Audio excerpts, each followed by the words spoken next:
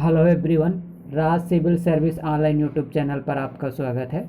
आज हम पढ़ेंगे 2 नवंबर 2023 का करंट अफेयर। इसमें भारत का करंट अफेयर प्लस एमपी का करंट अफेयर शामिल होगा। देख, लेबनान में संयुक्त राष्ट्र अंतरिम बल के संबंध में निम्नलिखित कथनों पर विचार कीजिए। कथन नंबर 1, इसे लेबनान के सरकार के द्वारा 1978 में बनाया गया था। कथन नंबर 2, यह संयुक्त राष्ट्र शांति सेना का एक पार्ट है। तो इसका सही जवाब होगा ऑप्शन नंबर सी, 1 और 2 दोनों। हाल ही में कर्नाटक वन विभाग ने किस निकाय के साथ मिलकर हास्टा एक्टिविटी वॉच कार्नेल हवाक सिस्टम को लॉन्च किया गया? तो इसका सही जवाब होगा ऑप्शन नंबर बी, पर्यावरण संरक्षण करने के उद्देश्य से इसको लॉन्च किया गया। बैड बैंक शब्द के संबंध में निम्नलिखित कथनों पर विचार कीजिए। कथन नंबर 1, यह बैंकों से एनपीए या खराब ऋण खरीदारी के लिए स्थापित किया गया एक निकाय वित्तीय इकाई है। कथन नंबर 2, यह अपने द्वारा अर्जित किए गए बैड ऋणों को दोबारा नहीं बेच सकता। तो इसका सही जवाब होगा ऑप्शन नंबर ए। तो ये चर्चा में इसलिए रहा क्योंकि भारत का जो पहला बैड बैंक है, बैड बैंक के बारे में, भारत का पहला बैड बैंक था स्टेट्स एसेट स्टेबलाइजेशन फंड। तो इसको भारत सरकार के द्वारा वर्तमान में क्या कर दिया, बंद कर दिया गया है। ये एनपीए रहते जैसे ये बैंक हो गए, ये व्यक्ति हो गए। अब एनपीए क्या कहलाती है? एनपीए ये बैंक हो गया, ये व्यक्ति हो गए। जब ये व्यक्ति इससे पैसा लेता है, पैसा लेने के पश्चात यदि 90 दिन तक ऋण वापस नहीं करता तो ये एनपीए में चला जाता है, नॉन परफॉर्मेंस फंड। तो इसको मैनेज करने के लिए भारत सरकार के द्वारा जैसे जब रहता है तो बैड बैंक की स्थापना कर दी जाती है। बैड बैंक की स्थापना कर दी जाती है। उस बैड बैंक के द्वारा एनपीओ को खरीद करके उसे दोबारा से बेच दिया जाएगा। इसका मुख्य उद्देश्य रहता है कि जितने भी बैंक रहती हैं, बैंकों की बैलेंस शीट से खराब ऋण को हटाकर बैंकों की बैलेंस शीट से खराब ऋण को हटाना रहता है ताकि उनका बोझ कम किया जा सके। जिला केंद्रीय सहकारी बैंकों के संबंध में निम्नलिखित कथनों पर विचार कीजिए। कथन नंबर 1, यह जिला स्तर पर संचालित होने वाला एक ग्रामीण सहकारी बैंक होता है। कथन नंबर 2, उनके पास धन के कलेक्ट करने स्रोत के रूप में धन की प्राप्ति के रूप में जनता की जमा राशि होती है। तो इसका सही जवाब होगा ऑप्शन नंबर सी, इनके पास जो धन की जमा सोर्स रहता है, इनकम एट ए सोर्स जैसे रहता है। तो इनकम एट ए सोर्स की संख्या 3 रहती है। 3 प्रकार से करते हैं, आगे देखते हैं। अब जो बैंक रहता है, जो सहकारी बैंक होती है, तो सहकारी बैंक ये क्या है, मध्यम स्तर के बैंक होती है। यहाँ रहेंगी राज्य बैंक, फिर जिला बैंक, राज्य बैंक रहेगी, यहाँ सहकारी बैंक रहेंगी। 3 प्रकार की बैंकिंग प्रणाली होती है। तो देखें, जिला केंद्रीय सहकारी बैंकों को केंद्रीय बैंक की पूर्व अनुमति के बिना अपनी गैर लाभकारी शाखाएं बंद करने की अनुमति होती है। जिला केंद्रीय सहकारी बैंक भारत के विभिन्न जिला स्तर पर संचालित एक ग्रामीण सहकारी बैंक है। प्राथमिक ऋण सहकारी समिति और राज्य सहकारी बैंक के बीच एक कड़ी के रूप में काम करता है। प्राथमिक ऋण सहकारी समिति यहाँ रहेगी, फिर यहाँ रहेगा राज्य सहकारी समिति, यहाँ रहेगा जिला सहकारी बैंक के रूप में काम करता है। इनके पास जो सहकारी बैंक रहती हैं, जो जिला स्तर पर जो सहकारी बैंक रहती हैं, जिला स्तर पर जो सहकारी बैंक रहते हैं, इनके पास जो धन को इनकम एट ए सोर्स के बारे में जो रहता है, तो 3 प्रकार से रहता कि अपनी शेयर पूंजी और भंडार के द्वारा जनता से जमा स्वीकार करना, राज्य सहकारी बैंक से ऋण प्राप्त करना शामिल रहता है।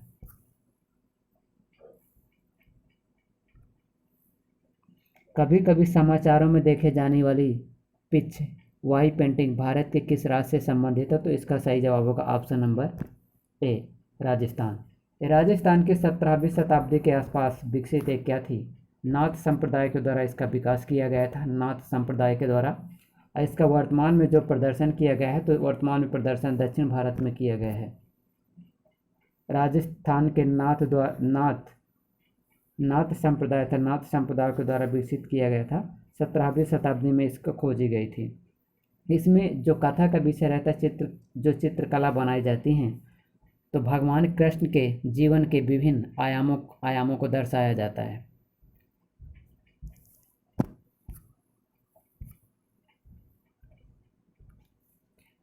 ऐश्वर्या प्रताप सिंह तोमर ने एशियाई शूटिंग चैंपियनशिप 2023 में कौन सा पदक जीता? तो इसका सही जवाब होगा ऑप्शन नंबर ए, स्वर्ण पदक। जो एशियाई शूटिंग चैंपियनशिप 2023 का जो आयोजन किया जाता है, तो वर्तमान में कोरिया में किया जाता है। कोरिया में इसका आयोजन कहाँ किया जा रहा है? कोरिया के वांगचाओ में किया जा रहा है। कोरिया देश में किया जाता है। तो ऐश्वर्या प्रताप जैसे रहते हैं तो 50 मीटर राइफल पोजीशन में इस स्पर्धा में स्वर्ण पदक हासिल करते हैं। और दक्षिण कोरिया के वांचांग में 15वीं नंबर की एशियान निशानेबाजी चैंपियनशिप में सफल अभियान किया। जो ऐश्वर्या प्रताप है तो इनका संबंध खरगोन जिले से शूटिंग से संबंधित है।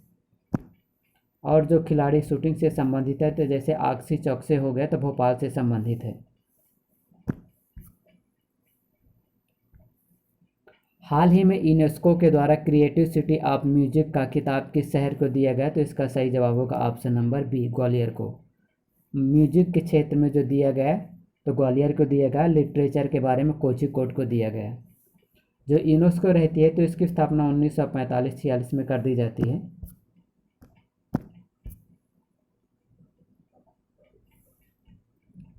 जो यूनेस्को रहता है तो इसकी स्थापना यूनेस्को की स्थापना 16 नवंबर 1945 को कर दी जाती है। और इसका जो हेडक्वार्टर पेरिस फ्रांस की राजधानी पेरिस में है। कोझिकोड को लिटरेचर में दिया गया। और वर्तमान में यूनेस्को में जितने भारत की साइट हैं, यूनेस्को में भारत की साइटों की संख्या वर्तमान में 42 हैं। 42। और जो एमपी में है, एमपी में जैसे यूनेस्को के द्वारा कितनी साइट है, तो यूनेस्को के द्वारा यदि आप जब देखेंगे तो स्थायी सूची में जैसे शामिल हो जाती हैं 3 ठे। जैसे पहले नंबर के 1986 में हो जाती है खजुराहो, 1989 में हो जाती है कि शामिल किया जाता है सांची को, और 2003 में भीमबेटका को शामिल किया जाता है। और जो प्रस्तावित है तो प्रस्तावित वाले में ओरछा और ग्वालियर को शामिल किया जाता है। 2022 में यूनेस्को के द्वारा ग्रामीण स्तर पर बेस्ट टूरिज्म विलेज का अवार्ड किसे दिया गया था? तो इसका सही जवाब होगा दिया गया था बेस्ट टूरिज्म का अवार्ड। बेस्ट टूरिज्म का जो अवार्ड दिया गया तो यह दिया गया था 2022 का निवाड़ी जिला का लाडपुरा खास को दिया गया था। और 2023 का जो दिया गया है 2023 वाला वो दिया गया है पन्ना जिले का जो मंडला गांव को दिया गया है। ये देखें, भारत में जितने भी यूनेस्को की साइट हैं तो पहला था अजंता की गुफाओं को 1983 में शामिल किया गया था। अजंता एलोरा की गुफाएं और आगरा का किला 1983 में शामिल किया गया था। और 1983 के बाद महाबलीपुरम को 1984 में और उड़ीसा को सूर्य मंदिर 1984 में शामिल किया गया। कांजीरंगा राष्ट्रीय उद्यान को 1985 में शामिल किया गया। केलादेव राष्ट्रीय उद्यान को शामिल किया गया 1985 में। मानस वन्यजीव अभ्यारण्य को 1985 में। गोवा के चर्च को शामिल किया गया तो 1986 में।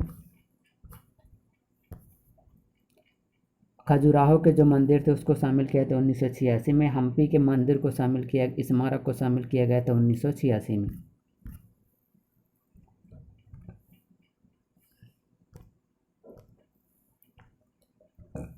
ये देखें, यूनेस्को के द्वारा ग्वालियर को सिटी ऑफ म्यूजियम की मान्यता दी गई है।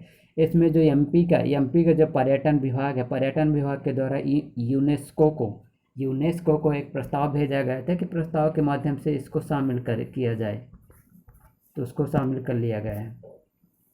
जो तानसेन है, तानसेन का जन्म जैसे जब होता है तो ग्वालियर में हो जाता है। इनके बचपन का नाम रामतनु पांडे है और इनका जब विवाह के बाद नाम हो जाता है आता अली खां। इनके जो संत ये गुरु शिष्य थे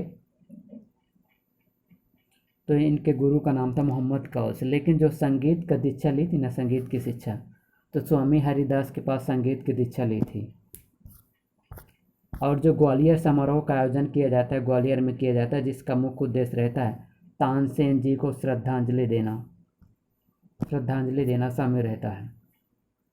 जो ग्वालियर है तो ग्वालियर का जो किला है, ग्वालियर में स्थित किलों को बोला जाता है जिब्राल्टर ऑफ फोर्ट के नाम से जाना जाता है। ग्वालियर किले के अंदर है गुजरी महल, जहांगीर महल, मोती महल, जौहर कुंड व विक्रम महल शामिल है।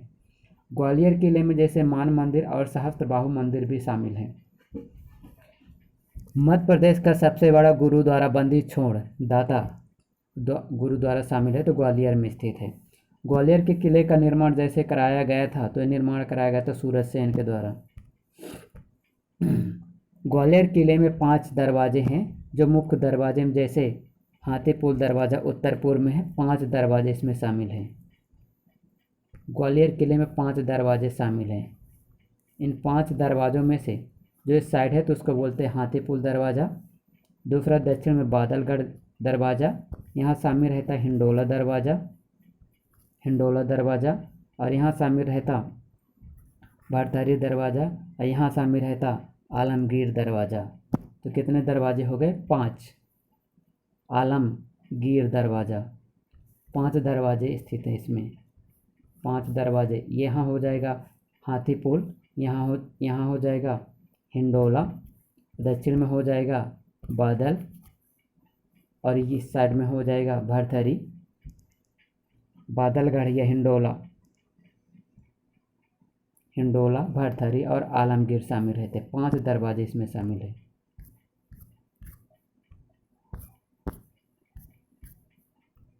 ग्वालियर के किले को जिब्राल्टर ऑफ फोर्ट के नाम से भी जाना जाता है। इसमें जो गुजरी महल जो महल है, तो महल की संख्या जितनी है तो गुजरी महल, मोती महल, जहांगीर महल, जौहर कुंड महल और विक्रम महल, 5 महल और 5 दरवाजे शामिल हैं।